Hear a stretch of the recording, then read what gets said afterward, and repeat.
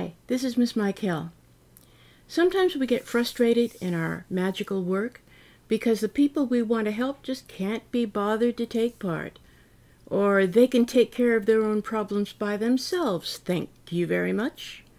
Or you might have enemies who squint at you and say, "Oh no, she can't have nice things. I'd better throw for her." But you don't have to be helpless. I want to reassure you that there is a long tradition of sneaky tricks, ways to do conjure discreetly, to attract love, peace, and prosperity, and protect yourself from harm while keeping nosy people out of your business.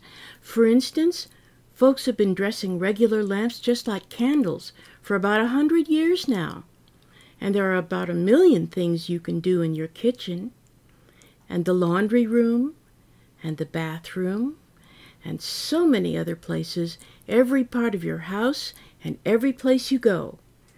One last example. Look at this pretty lady. I can see 4 good places to put love or blessing or protection or any kind of spell she might want to do, or any kind of spell you might want to do on her.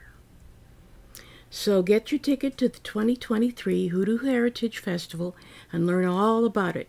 I'm teaching a workshop on sneaky tricks, and you'll get your own copy of my new book, Sneaky Tricks, Hiding Your Hoodoo in Plain Sight.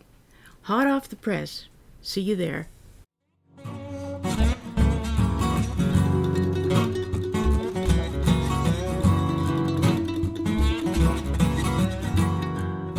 We'll see you there.